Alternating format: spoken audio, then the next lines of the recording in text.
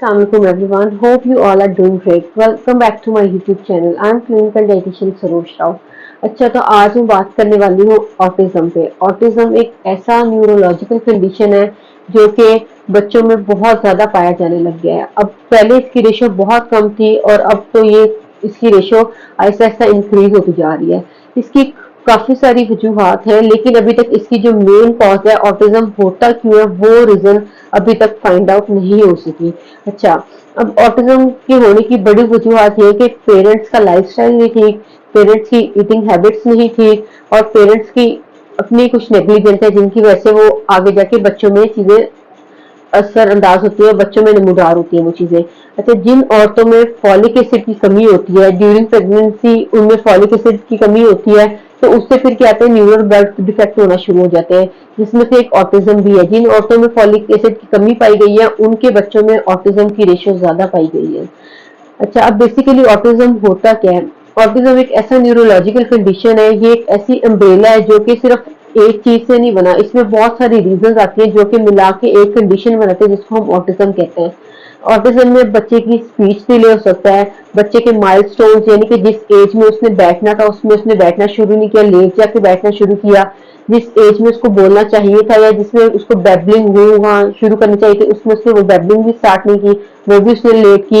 या उससे भी पहले की अगर बात कर ली जाए तो जो बच्चे अपनी नेक होल्डिंग करते हैं, जो बच्चे गर्दन संभालना शुरू कर देते हैं, जिन बच्चों में ऑटिज्म पाया जाता है वो अपनी एक पर्टिकुलर एज पे गर्दन भी नहीं संभालते, वो लेट जाकर संभालते हैं। तो ये कुछ ऐसे माइलस्टोन होते हैं बचपन में जो कि बच्चों ने एक सर्टेन टाइम पे करने होते हैं, लेकिन जो बच्चे ऑटिज्म वाले होते हैं, जिनमें जो ऑटिस्टिक बच्चे होते हैं, उनमें ये सारे माइलस्टोन डिले होते हैं। इसके अलावा इनका सोशल इंटरेक्शन बिल्कुल नहीं होता, या अगर आप इनसे बात करना चाहें भी तो वो आपको आई कांटेक्ट नहीं देते, उनकी एक अपनी दुनिया होती है, उसी में वो रहते हैं, अपना खेलना पसंद करते हैं, आसपास क्या हो रहा है उनको उससे कोई गर्ज नहीं होती। या और इसके अलावा जो है उनका स्पीच डिले होता है, या फिर बिल्कुल स्पीच नहीं होती, या फिर one word to word speech होती है। ये कुछ सारी चीजें ऐसी है जिनको मिला के एक अम्ब्रेला बनती है जिसको हम कहते हैं ऑटिज्म।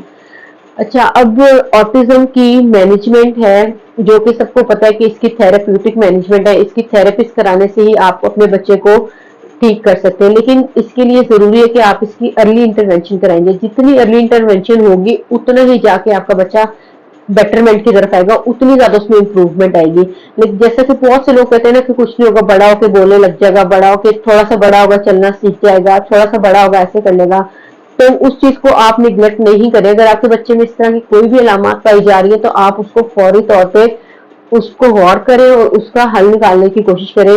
देखें कि कहीं बच्चा ऑटिस्टिक तो नहीं है, ऑटिज्म में तो फॉल नहीं कर रहा। अगर इस तरह की कुछ भी अलामत पाई जाती हैं तो आपने इस पे लाजमी तौर पे फोकस करना है। आपने ना तो आपने डिनाइल में जाना, ना ही आपने नेग्लिजेंस दिखानी, क्योंकि वो आपके बच्चे के लिए नुकसानदेह। जितनी अर्ली इंटरवेंशन हो जाए उतनी ही जल्दी बच्चा इस फेज से बाहर निकल सकता है। 100% बच्चा ठीक नहीं हो सकता, लेकिन बहुत हद तक बच्चा बेहतर हो जाता है। अच्छा, ऑटिस्टिक बच्चों के लिए बहुत सारी थेरेपीज है जिसमें हमारी occupational therapy, speech therapy, behavioural therapy, ये सारी आती है। और ये बहुत से जिन बच्चों जो बच्चे ऑटिस्टिक है उनके पेरेंट्स को पता भी होगा कि इन थेरेपीज को हमने कराना है, लेकिन बहुत इंपॉर्टेंट थेरेपी है जो कि मेरा ख्याल है शायद ही कोई पेरेंट्स कराते हो, जो कि सबसे इम्पोर्टेंट है। अगर देखिए, बाकी सारी थेरेपीज अगर आप करा रहे हैं तो उनका 40% इफेक्ट आएगा। अगर आप ये थेरेपी मिस कर रहे हैं ना तो आपका आप यानी कि अपने बच्चे की 60% जो आपका उसका रिजल्ट आना है ना, जो जो बेहतर रिजल्ट आना है, वो आप उसमें कमी ला रहे हैं। और वो है डाइट थेरेपी। डाइट के थ्रू आप अपने बच्चे को काफी हद तक बेहतर कर सकते हैं, क्योंकि ऑटिस्टिक बच्चों का जैसे हम लोग अपनी हर चीज दिमाग से सोचते हैं, दिमाग से करते हैं, उन लोगों की जो हर चीज होके आनी है, क्योंकि उनके तो ब्रेन पे फोग होता है, ठीक है, उनकी जो हर चीज आनी है वो उनकी जो बॉडी में उनकी गट है, गट हेल्थ अगर उनकी इंप्रूव नहीं है तो वो उनका ब्रेन भी प्रॉपरली फंक्शन नहीं करेगा। जितनी ज्यादा उनकी गट हेल्थ कॉम्प्रोमाइज है उतना ही ज्यादा उनका ब्रेन फोगी होगा। तो जहां आप इतनी थेरेपीज करा रहे हैं, आप एक इस थेरेपी को निग्लेक्ट नहीं करें, क्योंकि जैसे थेरेपीज भी हर बच्चे के लिए डिफरेंट है, इसी तरह से कोई एक ऐसी डाइट नहीं है जो ऑटिज्म को सपोर्ट कर सके। कोई भी एक डाइट ऐसी नहीं है कि जो एक बच्चा ले रहा है उसको इफेक्ट हो रही है तो वो दूसरे बच्चे को भी इफेक्ट हो। ऑटिज्म की डाइट प्लान करना भी उतना ही ज्यादा मुश्किल है जितना इनको थेरेपी देना है, क्योंकि हर बच्चे की नीड डिफरेंट है, हर बच्चे के बिहेवियर डिफरेंट है, हर बच्चे पे चीज का रिजल्ट डिफरेंट आता है, हर बच्चे की एलर्जीज डिफरेंट है। इवन के बच्चों में बहुत सारी चीजों से तो वो एलर्जिक होते हैं, उनको हम दे ही नहीं सकते, तो हमारे पास उतनी वैरायटी भी नहीं होती देने के लिए। तो एक तो उसकी डाइट प्लान करना भी बहुत ज्यादा मुश्किल है। लेकिन फिर भी मैं आपको कहूंगी कि जहां आप इतनी थेरेपीज ले रहे हैं, आप उनकी डाइटरी मैनेजमेंट भी साथ साथ लाजमी तौर पर करें, क्योंकि जब आप उनकी डाइट मैनेजमेंट करेंगे ना, तो आपको जो इनमें 20% 30% रिजल्ट नजर आ रहा है, वो आपको ऑलमोस्ट डबल होकर नजर आएगा। जहाँ जहाँ वो बच्चा 20% प्रोग्रेस कर रहा है, वहां वो आपको 50% प्रोग्रेस करता हुआ नजर आएगा।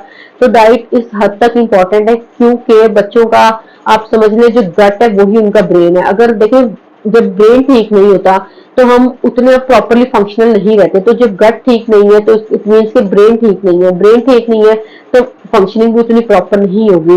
तो ऑटिस्टिक बच्चों के लिए डाइट इंतहा से ज्यादा जरूरी है।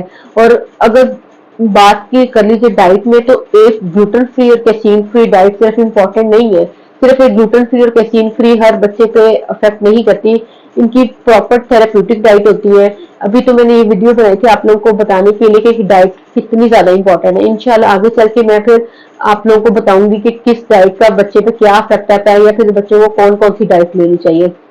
होपफुली आज की वीडियो आपके लिए हेल्पफुल रही होगी और आपको समझ आ गया होगा कि बाकी थेरेपीज के साथ डाइटरी मैनेजमेंट, डाइटरी थेरेपी भी बहुत जरूरी है। तो अगर आपको मेरी वीडियो अच्छी लगी तो please don't forget to subscribe my channel and don't forget to give it a thumbs up. Thank you.